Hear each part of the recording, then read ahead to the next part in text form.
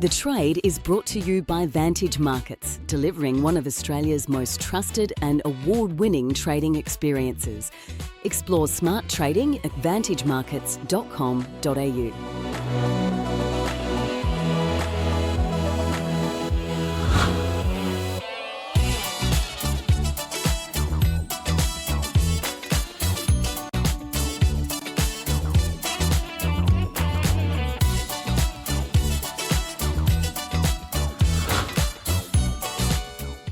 Hello and welcome to The Trade. Before we get into the technicals, a quick look at what traders are watching, with Israel launching an airstrike against the leaders of Hamas in Qatar's capital Doha, killing 6 people and drawing international condemnation.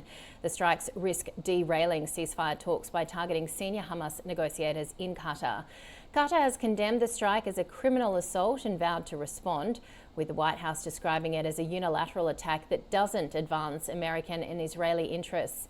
In the US, more than 900,000 fewer jobs were created in the 12 months through to March than previously estimated, according to a revision of the data, indicating that jobs growth was already stalling before President Trump's tariff regime. The downward payrolls revision supporting expectations the Fed will soon resume cutting interest rates. Benchmark US Treasury yields initially pairing gains following the payrolls revision, with the 2-year rising to 3.55%, the 10-year rising to 4.08%. And markets pricing in a 100% chance the Fed funds rate will be cut by 25 basis points at the next meeting on the 18th of September, with a total of around 6 more cuts in total in this easing cycle. But let's get into the technicals now with Jonathan Tacadena from MPC Markets. Now, you guys yesterday had in our newsletter this theme about whether or not the rally in gold and silver has gone too far. Now, you are a long-term gold bug, so please don't tell me you're saying yes. No. That's my point. I think I mentioned it on the call last week. I said and I get this question a lot. It's like, it's gone so far. Like, can it go further? I'm just like, well, do you think the governments are going to start being responsible with their finances? And that's your answer. Like, they're just not. And that was the main reason that I've been so bullish gold all this time. It's just, and we had Elon try to do cuts, that didn't work out. Trump came in with a big beautiful bill. And basically, all the governments around the world are just easing policies at the moment. So it just means that there's more liquidity in the system. Gold prices should continue to go higher. All right, well, let's look at your chart then, because you are showing that in terms of your weekly move here. This is the spot miners ratio. So this is a ratio chart. So one thing with ratio charts is that they basically are a lot more mean reverting than, say, a normal equity chart. So this is a ratio of the spot price versus the miners on a daily. And you can just see, so mainly for all of 2025, you've actually made more money in the miners than in the actual spot price itself. And you can just see it's actually broken out down, I think since early August there. So it's actually just broken down as well. And then if you just pop out to the weekly ratio chart, which is the next one that will pop up. So this is zoomed out now, and you can just see the line starting to head a little bit lower, and the longer term supports even further down. So what this tells me is that there's still plenty of money to be made within the miners, and that's kind of the place you want to be.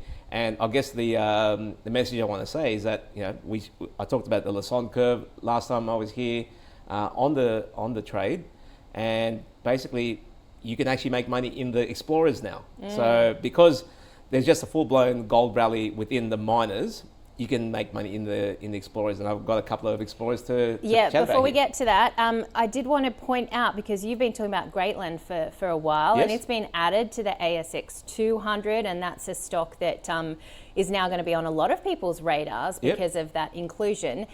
When you're looking at some of these smaller ones, Golden Horse Minerals, what is that telling you? Yeah, so I wrecked Golden Horse back in, I think, early April, when it was trading just around the 40 cent mark. They did a cap raise at 40 cents and it's shot up higher.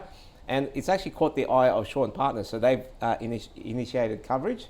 And one thing that I will highlight here is that there's a bit of a volume spike here, and I actually talked to the guys at work. I'm like, that's a fairly big volume spike. I looked through, and there was a crossing done at in the low 50s, and I was like, okay, there's some activity here. It didn't actually show up in the news, but then you can just see it's popped up since then, and it's actually traded at 58 cents. So Shaw and Partners recommends it as a spec buy, and they have an 81 cent target, so it's another 25% higher than where we are at the moment for Golden Horse. All right, Falcon Metals, another one, code FAL. Wow, that's up like 645% year to date. Yeah, that's actually correct. So this popped up on my radar at around the 50-cent level.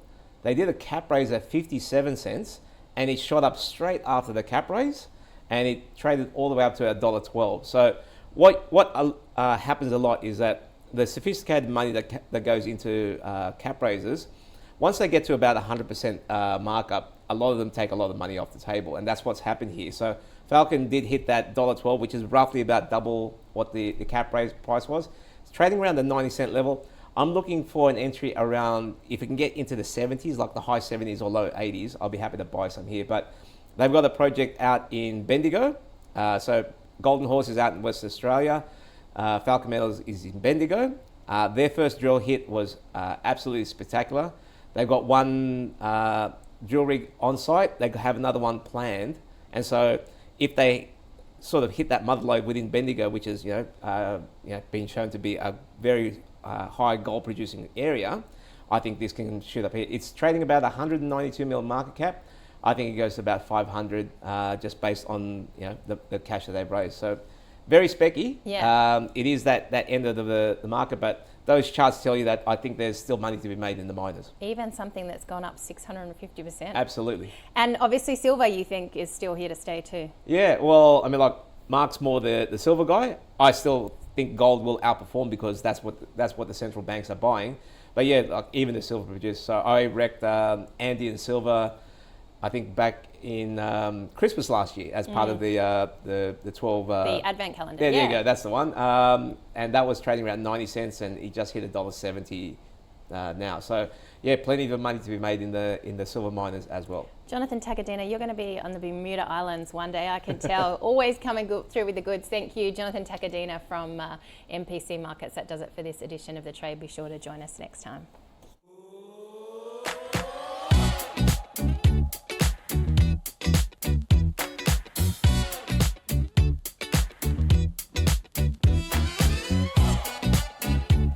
The Trade was brought to you by Vantage Markets, delivering one of Australia's most trusted and award-winning trading experiences. Explore smart trading at vantagemarkets.com.au.